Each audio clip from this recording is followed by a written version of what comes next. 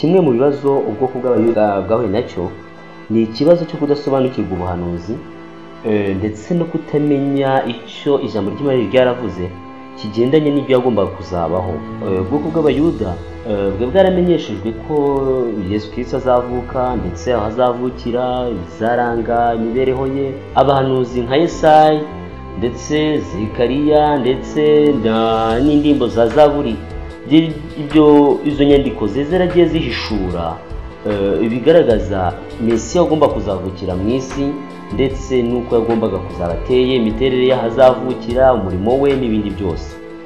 Ndetse igitabo cya Daniyeli igice cya 9 cyari cyarahishuye n'imibare n'uburyo bwo kubara imyaka bwagombaga kumenyesha abayuda igihe umurimo wa Yesu uzatangirira, igihe azabatirizwa ndetse n'igihe umurimo uzarangirira n'igihe yagombaga kuzapfira.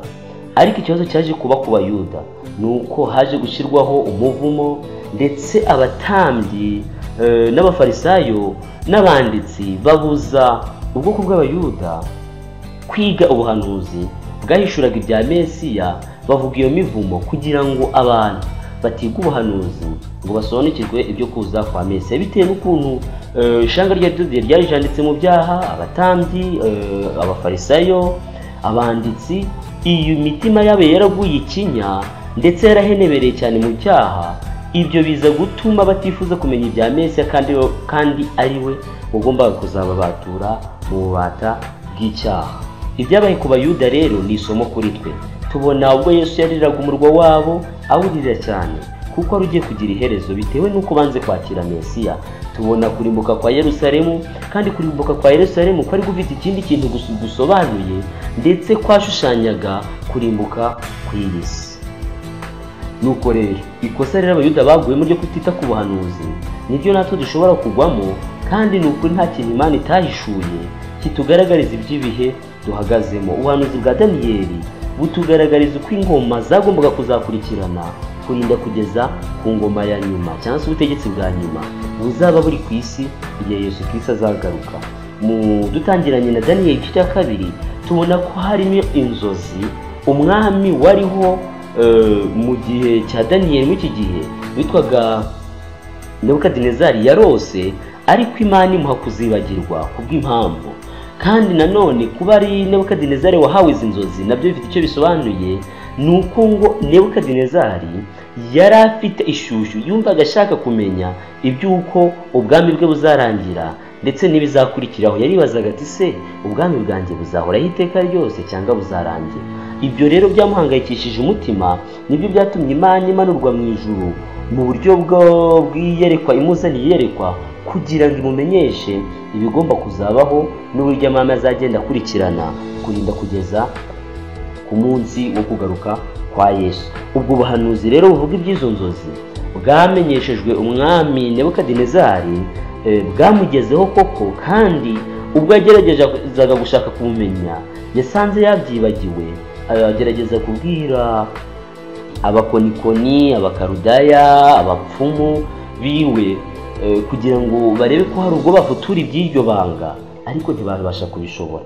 Igihe rero itegeko ryatangwa kugira ngo barimbure abanyabwenge bose bari mu bwami bwe bw'i Babuloni, nibwo byaje kugera no kuri Daniyeli, kuko Daniyeli nawe ndetse na bagenzi be Ananiya, Mishayeli, Azariya bari kumwe aho ngaho i Babuloni, nabo bari abanyabwenge kandi nabo bagombaga kwicwa mu bantu bagombaga kwicwa, kuko umwami yatanze itegeko ko abanyabwenge bose bicwa. Nuko Daniyeli abaza Ariyoti wari wahawe itegeko ryo kwica abanyabwenge bose, ati ni iki gitumye hashyirwaho itegeko ryo kwica abantu ndetse b'abanyabwenge? Kuko umwami yari yarahiye ngo ingo zabo zizahindurwa ibyavu. Nuko Ariyoti aramusobanurira, amubwira ko habaye ikibazo cy'uko umwami yarose inzozi ariko hakabura ubasha kuzisobanura. Nuko Daniyeli aravuga ati njye nizeye ko mu ijuru ari Imana, kandi Imana ibasha kumenya ibishwe byose. Aho kugira ngo rero twicwe tuzira ubusa, ahubwo reka dushake uburyo twatakambira Imana iduhe ubusobanuro, kuko yari yiringiye ko Imana ibasha kubikora. Niko byagenze, bahise bafata ibintu by'amasengesho n'abagenzi be, kandi koko Imana iza kubahishurira iby'iryo banga. Nuko Daniyeli ashima Imana. Ubuhanuzi rero tugiye kureba ni ubuhanuzi bw'ibyo Daniyeli yabonye, ariko nabyo byabanje kumenyeshwa umwami mu buryo bw'inzozi, hanyuma turaza kubugereranya n'ubuhanuzi nayo bwa Daniyeli igice 7 nanone buri mu nzozi Imana yahaye Daniyeli. Icyo gihe cyose Daniyeli akaba yari mu bwami bwa Babuloni. Ngo nuko ariyo ki arihuta ajyana Daniyeli ku mwami, aramubwira ati mbonye umugabo wo mu bantu b'abanyagano b'Abayahudi b'Abayuda arabwira umwami inzozi ze. Umwami ahindukirira Daniyeli wahimbye Beluteshazari aramubaza ati mbega urambwira inzozi neretswe n'icyo zisobanura? Daniyeli asubiza umwami ati ibyo bihishwe umwami yasobanuzaga nta banyabwenge babasha kubimenyesha umwami, cyangwa abapfumu, cyangwa abakonikoni, cyangwa abacunyi, ariko mu ijuru hariho Imana ihishura ibihishwe, kandi niyo yeretse umwami Nebukadinezari ibizaba mu bihe bizaza. Inzozi z'ibyo werekewe ku gisasiro nibyo ibi. Nuko ibyawe nyagasani watekerezaga uryamye ibizaba mu gihe kizaza. Ihishura ibihishwe niyo yakubwiye ibizaba, kandi njyewe ubwanjye ibyo bihishwe sinabihishure nuko ndi umunyabwenge kuruta umuntu wese uriho, ahubwo ni ukugira ngo umwami amenyeshwe iby'inzozi ze, amenye n'iby'umutima we wibwira. Nuko nyagasani wabonye igishushanyo kinini, kandi icyo gishushanyo cyari kinini cyane kirabagirana cyane, cyari kiguhagaze imbere, kandi ishusho yacyo ikaba yari iteye ubwoba. Nuko icyo gishushanyo umutwe wacyo wari izahabu nziza, kandi igituza cyacyo n'amaboko yacyo byari ifeza, inda n'ibibero byacyo byari imiringa, amaguru yacyo yari ibyuma, n'ibirenge byacyo byari igice cy'ibyuma n'igice cy'ibumba. Urabyitegereza kugeza aho ibuye ryaziye ritarimbuwe n'intoki ryikubita ku birenge by'icyo gishushanyo by'ibyuma n'ibumba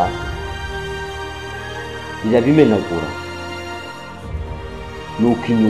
nuko icyuma n'ibumba n'umuringa n'ifeza n'izahabu bihera ko bimenagurika rimwe, bihinduka nk'umurama w'aho bahurira mu cyi, bitumurwa n'umuyaga nk'ibyagiri ishyikizo, maze iryo buye ryakubise ku gishushanyo rihinduka umusozi munini, rirangiza isi yose. Kugira ngo rero tuzaze kumva neza ibigendanye n'amami nuko agomba kuzakurikirana, reka turebe ubundi buhanuzi Imana yahaye Daniyeli, bubonerwa muri Daniyeli igice cya 7. Twumve turibuze kubugereranya tubuhuza n'ubu ngubu tubonye muri Daniyeli 2, kugira ngo tubone ibanga ryihishe inyuma y'ubu butumwa. Muri Daniyeli igice cya 7 baravuga ngo mu mwaka wa mbere wo ku ngoma ya Belushazari umwami w'i Babuloni, Daniyeli yarose inzozi, maze abona ibyo yeretswe ariko uburiri bwe, ahera ko yandika ibyo yarose arobanuramo ingingo zabyo zikomeye. Nuko Daniyeli aravuga ati mu byo neretswe nijoro nagiye kubona mbona imiyaga 4 yo mu ijuru ihubukira ku nyanja nini. Muri iyo nyanja havamo inyamaswa nini 4 zidasangiye ubwoko. Iya mbere yasaga n'intare ifite amababa nk'ay'ikizu. Nihanga amaso kugeza aho amababa yayo ashikurijwe, ihagarikwa ku isi, ihagarikwa amaguru yemye nk'umuntu, kandi ihabwa umutima nk'uw'umuntu. Ndongera mbona indi nyamaswa ya kabiri isa n'idubu yegutse uruhande rumwe, kandi yari itambitse imbavu 3 mu mikaka yayo. Barayibwira bati byuka uconshomere inyama nyinshi.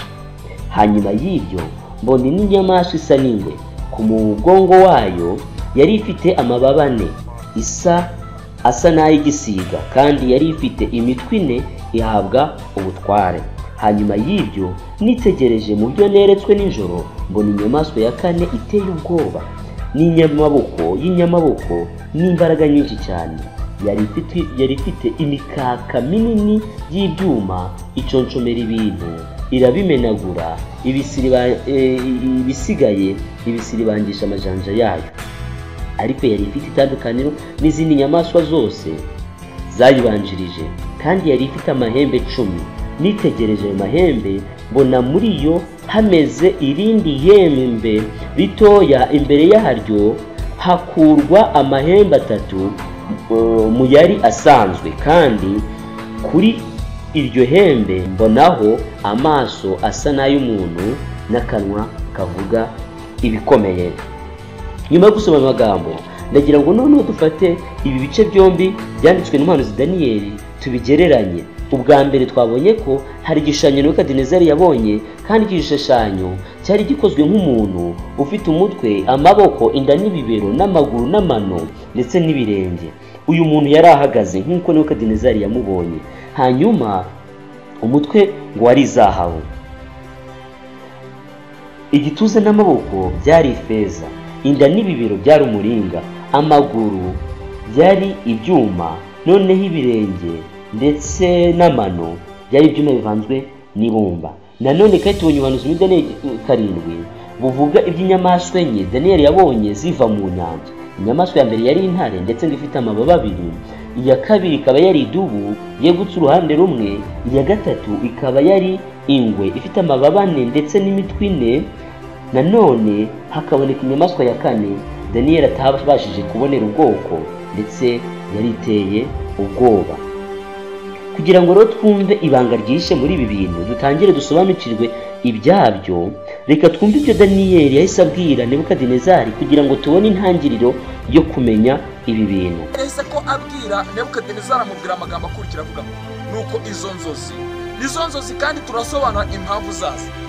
Impamvu zazo aho imbere y'umwami, nuko wowe Nyagasani uri umwami w'abantu, Imana yo mu ijuru yaguhaye ubwami n'ubushobozi n'imbaraga n'icyubahiro, yaguhaye n'inyamaswa zo mu gasozi n'ibisiga byo mu kirere by'aho abantu bose baba, ibishyira mu kuboko kwawe ngo ubitegeke byose. Nuko Nyagasani wa mutwe w'izahabu ni wowe.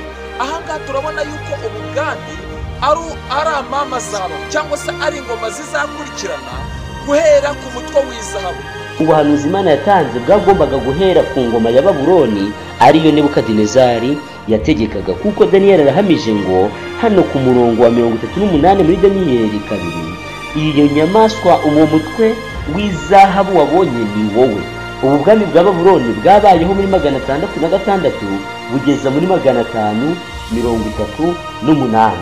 Bimwe mu byaburanze ni uko ubu bwami bwari ubwami butatswe na zahabu nk'uko tubibona muri Yesaya 14:4, kandi ubu bwami bwari icyubahiro cy'andi mami yose.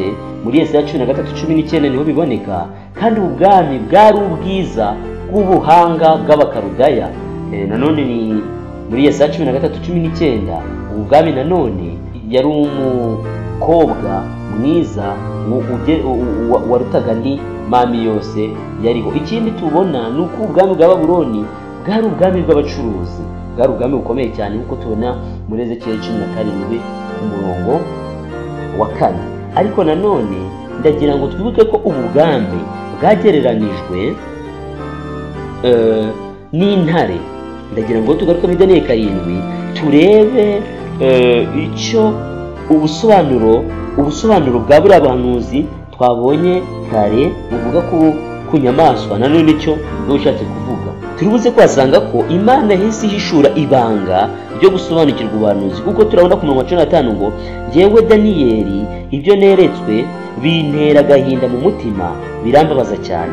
Nyuma negera umwe mu bari bahagaze aho, mubaza amashyirakinyoma y'ibyo byose, arambwira ansobanurira impamvu zabyo.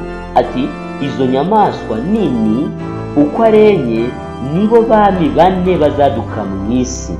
Nanone hano haduhishuriye ko ku murongo wa 17 ngo inyamaswa ya Daniyeli yari yabonye ni abami bane bazaduka mu isi, bazategeka isi. Muri Daniyeli 2 ho batubwiye umwami wa mbere kari umwami Nebukadinezari ndetse wayoboraga ubwami bwa Babuloni. Bityo rero hano tuhakuye ibanga ry'ukuntu tugiye gutangira gusobanukirwa iby'ubuhanuzi. Nk'uko twe tumaze kubibona, ubwami bwa mbere bwashushanywaga n'izahabu n'umutwe w'izahabu ni ubwami bwa Babuloni, bwahereye muri 666 kugeza muri 538 nk'uko ibitabo by'amateka bibigaragaza. Nanone kandi twajya muri Daniyeli 7 tugasanga ko ubu bwami bwageranyijwe n'intare.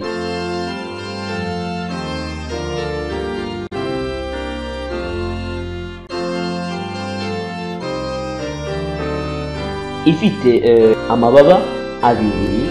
Ubundi mu buhanuzi amababa asobanuye umuvuduko. Ni umuvuduko usobanuye ukuntu ubu bwami bwabashije kwigarurira isi yose ndetse bukayitegeka. Kandi nanone muri Daniyeli 7 twabonye iby'inyanja ndetse tubonamo ko umuyaga wahushe uvuye mu ijuru, za nyamaswa akaba aribwo zivamo. Ubundi imiyaga bisobanuye intambara cyangwa se kwivumbagatanya mu bya politike. Bisobanuye ko aya mami yagomba kugenda asimburana bikurikije kwivumbagatanya mu bya politike. Inyamaswa nyine nk'uko twabibonye zishushanya abami 4 bazaduka mu isi nk'uko tugiye kubireba. Twise rero tubihuza na Daniyeli cya 2. Umwami Nebukadinezari, umwami wa Babuloni, agereranwa n'intare. Noneho ibyo gukurwaho kw'amababa abiri yashikujwe igahagarara ni ukuntu umwami we washinze ubwo bwami yaje gupfa ari we Nebukadinezari, hanyuma ubwami bwe buza rukomeza. Nitugaruka muri Daniyeli 2 turaza kubona ko ubwami bwagombaga gukurikiraho ari ubwami bw'Abamedi n'Abaperesi. Ibi turi kuvuga si Bibiliya ibivuga gusa, ahubwo n'abanyamateka ubwabo bagaragaza ko ubwami bwakurikiyeho ari ubwami bw'Abamedi n'Abaperesi.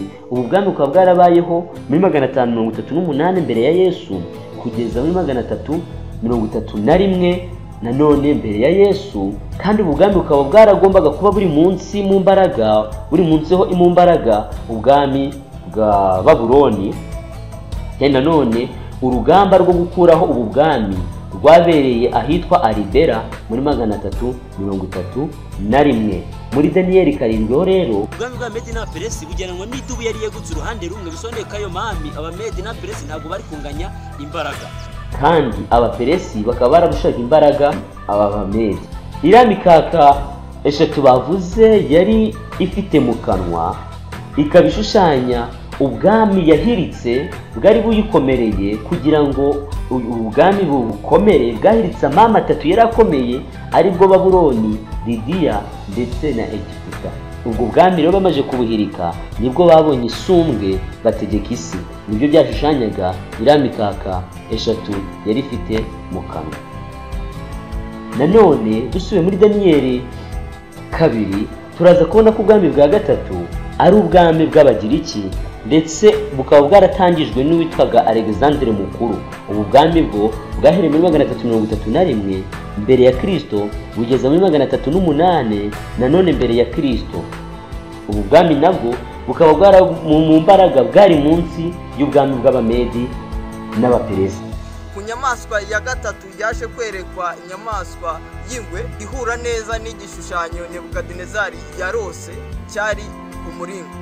Daniyeli 7 ubu bwami bukaza kugereranwa n'ingwe yari ifite amababa 4. Twibuke ko amababa ashushanya umuvuduko, kandi twibuke ko nanone ubu bwami iyo wize amateka neza bakubwira ko byihutiye cyane Alexandre Mukuru gufata ubwami, ku buryo nyuma y'igihe gito cyane yaramajije kwigarurira ubwami ndetse agategeka isi. Nanone kandi batubwiye ko yari ifite imitwe 4. Iyi mitwe 4 rero icyo isobanuye, ubundi ubwo Alexandre Mukuru yafataga ubwami ntabwo ari we wabutegetse, ahubwo ubu bwami bwaje kwigarurirwa n'abagaba b'ingabo be 4 nyuma y'uko we yari apfuye yishwe n'inzoga yafashe mu kwishimira intsinzi, maze iyo nzoga yafashiza kumwica. Ibyo bituma abagaba b'ingabo be 4 bagabana ubwami, ari nabo bashushanya ya mitwe 4 twabonye iyi nyamaswa y'ingwe yari ifite. Abo bagaba b'ingabo be akaba ari uwitwa Cassandre, Lysimachus, Ptolemy ndetse na Seleucus. Kuko twababwiye ubwami bwabayeho guhera muri 331 mbere ya Kristo bigeza mu 168 mbere ya Kristo. Mu gihe ibyo nabwiraga mbere by'umwami wafashe buriya bwami, we yabufashe ahereye muri 331 ageza muri 308. Ubwami bwa 4 rero ni ubwami bwa Roma.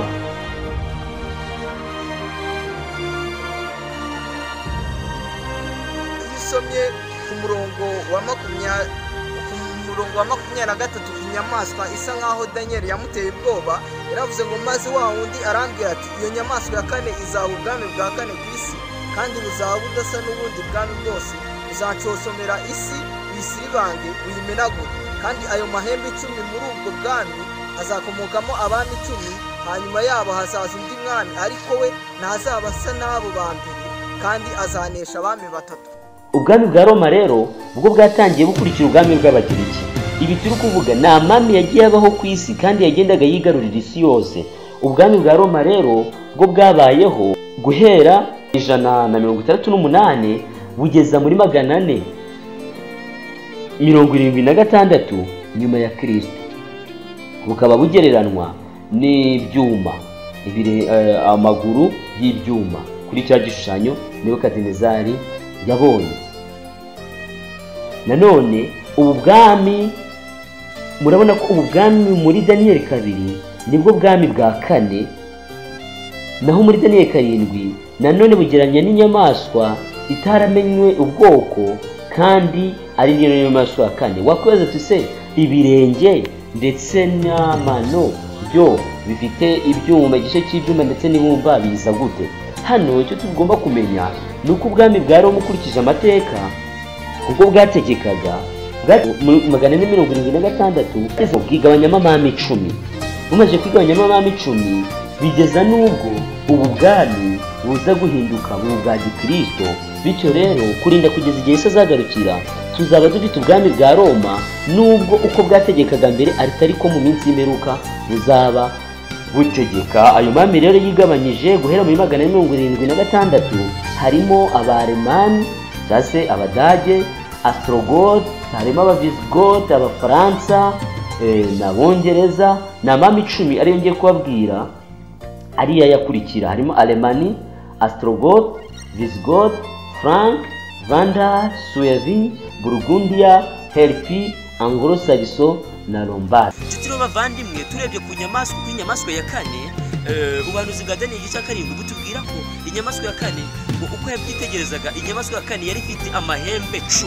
Amahembe 10 niyo turagereranya na ya mano 10 cya gishushanyo cya Nebukadinezari cye gifite. Ayo mami 10 ni ubwami bw'Uburaya. Ayo ni amami yigabanije avuye mu bwami bwa Roma mu gihe hategekaga umwami w'abami witwaga Romulus. Iyo Romulus yategekaga niho ubwami bwaje kwigabanyamo. Kandi ayo mahembe 10 muri ubwo bwami azakomokamo abami 10, hanyuma yabo hazaza undi mwami, ariko we ntazaba asa n'abo ba mbere, kandi azanesha abami 3.